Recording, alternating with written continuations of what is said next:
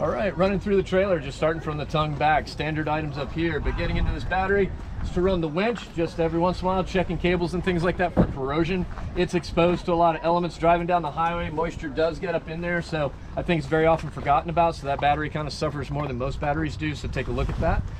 That's operating this winch. It's a pretty powerful system. We're really happy with the equipment they've gone with here, but it's so powerful that you could really get hurt operating this thing. So if you aren't clear on the operation of this piece of equipment, get somebody that is, because as far as releasing it and having it free spooled and engaging it forward and back, and a simple little bump on this thing is definitely goes further than you expect. It builds up momentum, so just one little bump can really create a lot of movement. So don't run it too hard too long. Always let out on the movement sooner than you think you need to, because it doesn't stop short, it stops long. Again, checking corrosion, things as such. Also, being steel cable, you're going to start to see signs of rust, so at some point you got to check. It's kind of funny, there's way more cable on here than needs to be, but the part that you need is the part that's going to be exposed to the elements that's going to start to rust, so it's going to be a consideration at some point to maintain and or replace that. So good operation here, just paying attention. Recognize that every once in a while these winches do break, they don't work. It doesn't mean you're out of service. You just have to be smart about how you raise and lower this thing.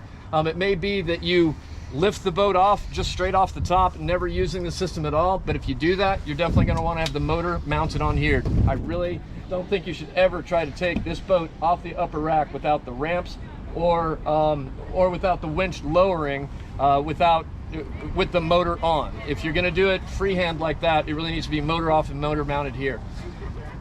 So with that, if you get in a pinch where this dies and you're midway, we have done it where we've just put in a quick mechanical advantage 5-to-1 off the tongue of the trailer to finish the job. So in an ugly pinch, just use your good rope skills to finish that up, but I wouldn't make it standard practice for up and down at that point. I've seen places where this has been out of service and they're still able to use the trailer really well, just have to be smart about it. The pins here, all the pins we're looking at, it's just one of these things, man. They have safety pins on them, they have chains. If one of those are lost, it's really critical that we have this, because if this is gone, there's a lot of torque going on down the highway. When this thing is coming up, recognize these pinch points. We don't want anybody hanging on, pushing, or helping out in any way that they could get injured here.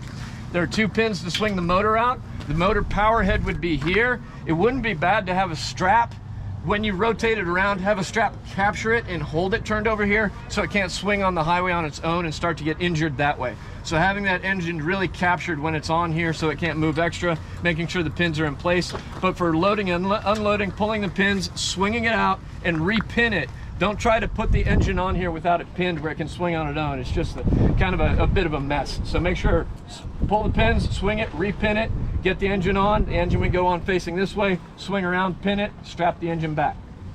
The winch there, just like any boat ramp. One cool trick we mentioned, you aren't always going to have the luxury of being able to launch in a boat ramp. In a true flood, you may be launching on the street, so you're never going to have that gradient, and you aren't going to be able to back the boat in as deep as you want. A trick that you can do is undo the strap, feed the strap out as much as possible. There are these cross pieces, not the first cross piece, but the second one. You can go around it, then come back to the bow eye and clip in. You're using that strut across as a change of direction pulley. When you crank, by going back there and back, it's actually shoving the boat off the trailer. It won't get the whole boat off the trailer, but it will get the heaviest part, the stern, off, and then you might be able to push off the rest of the way. So kind of a cool trick just to tuck in the back of your mind. Working our way back, we get into here, and these are going to be the ramps for loading. If you want to keep this boat on the trailer and load it on this, unload this boat, these slide back, and then after pulling the pins, they slide out, and then you repin them in the back, and you've got these 2 ramps. They look really steep, and it looks like they won't work, but actually it's pretty fascinating how sliding down, as long as you mind the power head on this boat, lower it down enough to clear it, it works really well. It comes down pretty steep, and then when you're reloading it, a trick is, if you're going to use the winch to put it up as high manually as you can, and then on the winch, just bump and move, bump and move. Don't try to haul the thing the whole way. The one thing we want to try to avoid, if this is the steepness of the ramp, we don't want the boat to come up and get injured by bending the boat too much and possibly damaging the floor.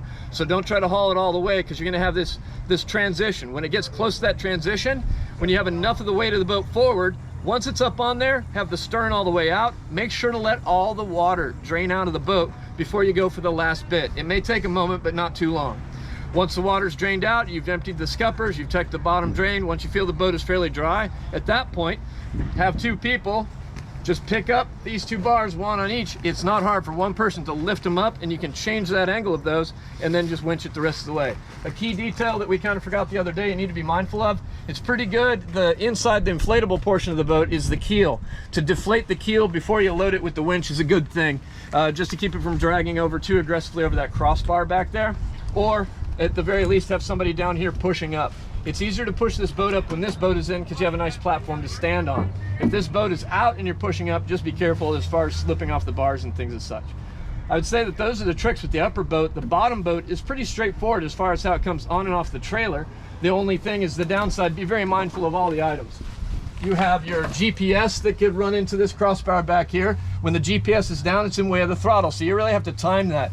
You are not driving this boat onto this trailer. You're driving this boat close, and then we are putting it on by hand, okay? It's not like you see so many people, and you may have your own boat, fantastic. This is not your boat, this is different. We load it by hand, and that way anything that could get injured, if we're doing it by hand, we can find it and fix it as opposed to coming in too fast and damaging something. That's got to be flipped down, and it affects the throttle, the position of the throttle, so that's why you have to have the throttle off and then flip this down. The light bar, you can see the order here. The light bar doesn't lay on the seat where you sit. Light bar's resting on the back of the seat. Engine height is important as far as where it is that it doesn't hit this bar when it's forward. So it's kind of a sweet spot, not all the way up. We need to be mindful of that. And then a trick I kind of like is having the engine tilted all the way that way, and it protects some of the steering element. There's a shaft in there that is protected in that sleeve. We have to turn it over the other way. It's on this side.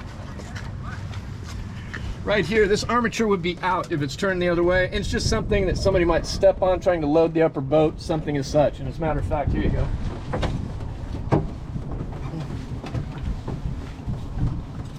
We're just trying to not have anything silly happen. You know, ideally people aren't stepping, but every once in a while you're hustling for the upper boat. Somebody can make that mistake.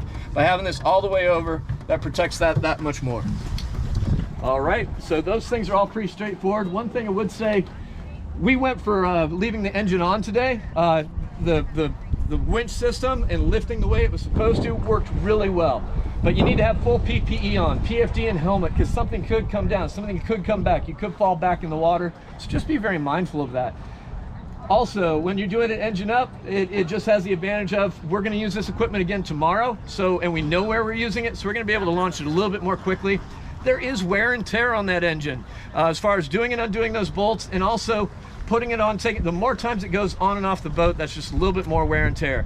However, if it's gonna sit for a while, or if you're waiting for a response and you don't know what you're doing, because we're in a training session, so we know what to expect. But if this boat's in service, I really recommend having the engine on the front of the trailer, because you might just use that boat to float from house to house without the engine at all. I just think it's a lot less weight, and then also it protects the boat. Something that's important is that the tubes of that boat stay around 3 psi, 3.5 psi, according to the manufacturer. Take a look at the regs there. On a hot day, that air is going to expand, and it might, through the pressure release valves, blow that off. And then you park it inside overnight, and it cools down and it gets soft. Well, if those tubes are soft, that transom can really shake, and going down the highway, it can damage the boat. So you either top off the air on it every time before you pull out. I think it's easier to just go ahead and have the engine down, safe, out of the way. We have other options. We could use a paddle boat craft, we could wade with it, and it's not that tough in operations to bring it down, put the engine on, and go.